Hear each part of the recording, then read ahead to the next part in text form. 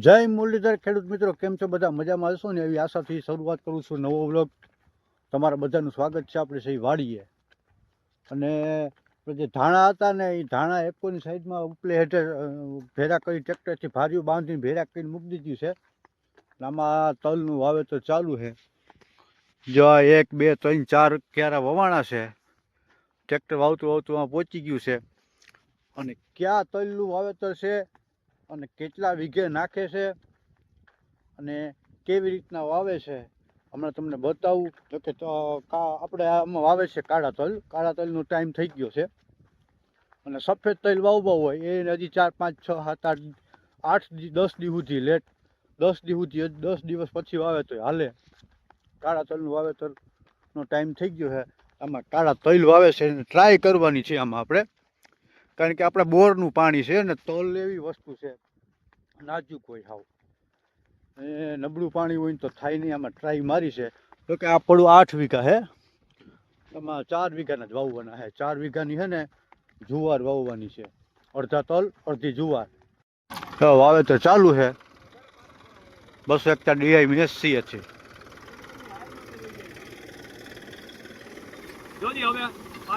હવે રેડી. જો મારે મેં ઘઉંમાં જ આવા જ પારા કર્યા છે, તો ઘઉંમાં આવવા આવેલા તલમાં ન હાલે. પારા ખરેખર આશા જ કરાય હાવ. ઓલી બાજુ 3 જાડા થઈ ગયા હતા. ખાતર કયું છે? ડીએપી ને એડી નો ખોળ અને સલ્ફર ખાડા. સલ્ફર ખાડા, એડી નો ખોળ ને ડીએપી. કાળા તલ પછી થોડો ઘા થાય એટલે છૂટા છૂટા થઈ જાય. 1 2 3 4 5 6 7 8 9 ન હોય. 4 5 આંગળની જગ્યા રહીએ. 5 આંગળની 5 આંગળથી તલ ઘા થાય ને એટલે થોડોક છૂટો પડી જાય. એટલે 9 વાયરું થાય ને પારામાં દાણા પડે, પારામાં પાછો ઉગશે તલ. મને એવા લાગે છે થોડા ઘાટા થાય, પણ હવે ભલે આ રીતનું વાવેતર ચાલુ છે. એટલું વાવી દીધું. ટૂંકમાં જો અહીંથી છે ને એટલો તલનો ઘા થાય. 5 આંગર છેટા છે ત્યાંથી તલનો ઘા થાય ને એટલે દાણો છૂટો છૂટો પડી જાય, એક ઠેકાણે જગ્યાએ ન પડે.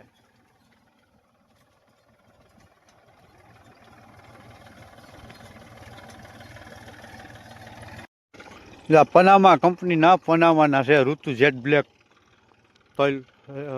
ટૂંકમાં રિસર્ચ કરેલા છે ઉનાળુ તલ. ટૂંકમાં આમાં નાખે છે એ વીઘે 2 કિલો. વીઘે 2 કિલોનું વાવેતર કરે છે ફળાની અંદર.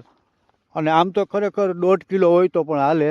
કાળા તલ છે થોડુંક ઓલું હોય, પણ કારણ કે આ માટી થોડી કાળી રહે ને પાણી પાઈને એટલે આ પડ થઈ જાય, માથે કડક પડ થઈ જાય. પાણી થોડુંક નબળું છે અને કાળી માટી છે ને ચીકાશવાળી માટી હોય. આ પડ માથે કડક થઈ જાય ને એટલે ઉગવામાં કેવરાવે તલ ને એવી જે નાની નાની ઝીણી ઝીણી વસ્તુ હોય ને એટલે થોડુંક બિયારણ ઉગવાની સમસ્યા રહેતી હોય છે.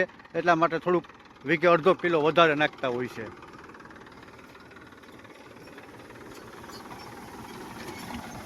આ ખાતર પડે છે. સાપર વાળાની વહેણી એવો અટાણે ધમ હાલે વન વે કામ સારું.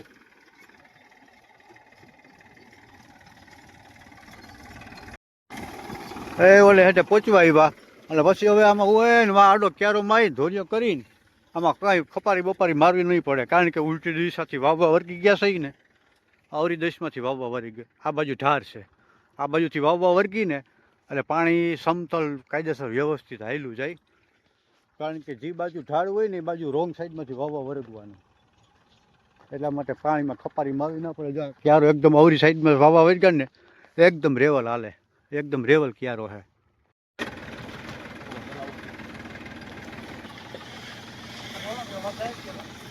હા હા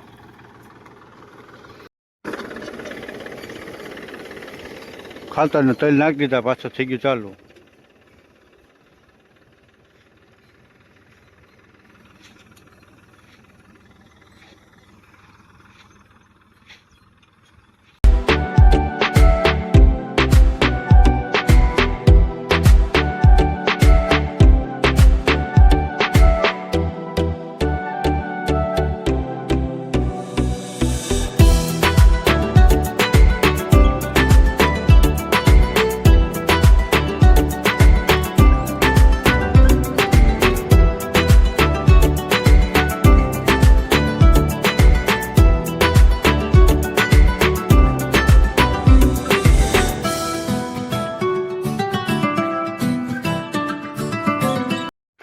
ઠેબા પારા થઈ ગયા છે કમ્પ્લીટ.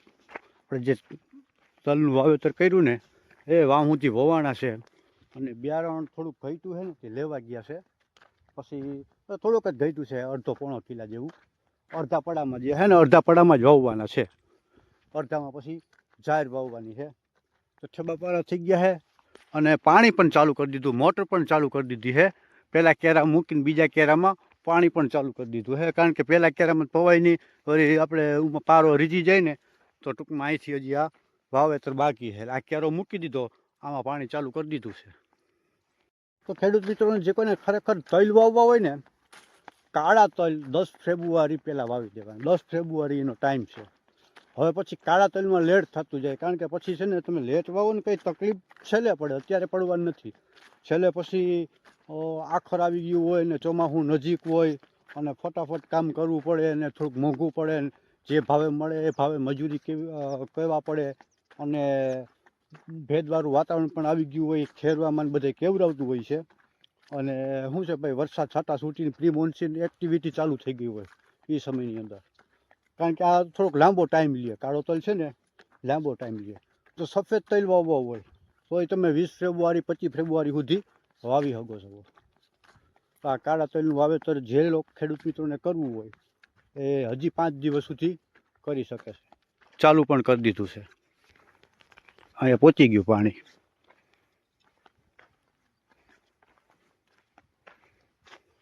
જો ઉલટી દિશામાંથી વાવવાનું રિઝલ્ટ આવે. જો પાણી એકદમ કાયદેસર વ્યવસ્થિત રેવલમાં આવેલું જાય. ઓલું તમે આમથી વાવતા હોય ને તો પાણી આ બાજુ ભાગ્યું આવે, તો ખપારી મારવી પડે અથવા આડી પારી કરવી પડે.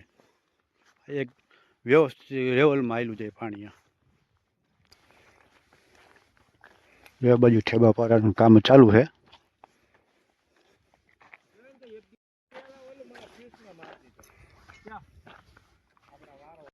તો ભાઈ આપણે તલના વાવેતર થઈ ગયું છે, થોડુંક બાકી છે આ બાજુ 1.5 વીઘાનું. ભાઈ થોડુંક બાકી છે આ બાજુ અડધો પોણો વીઘાનું. બિયારણ ઘટ્યું છે ને લેવા ગયો છે ને હમણાં આવે જ છે, પછી ચાલુ કરશે. અને આપણે હવે જવાનું છે, આપણે જે ભાગ્ય રાખ્યુંની જમીનમાં મોટર પાછી બળી ગઈ છે, પંસારમાંથી કાઢવાની છે. ઓલા 2 જણા આવે છે, કાઢીને ફટાફટ એને દવાખાને જવા દઈ. અને આ તલના વાવેતરનો વિડીયોમાં અત્યારે આટલું. પછી ફરી પાછા મળશું આવતીકાલે. ત્યાં સુધી બધાને રામ રામ ને સીતારામ, જય મુરલીધરને. નવા હોય તો ચેનલને સબસ્ક્રાઈબ કરી નાખજો, બાજુમાં રહેલ બેલ આઇકોન દબાવી દેજો, જેથી કરીને મારા વિડીયો નોટિફિકેશન તમને મળતું રહે. અને મસ્ત મજાની કોમેન્ટ કરી નાખજો અને લાઇક કરવાનું ન ભૂલતા. અત્યારે બસ એટલું. જય મુરલીધર, જય માં ભગવતી રાંદલ, જય મુરલીધર.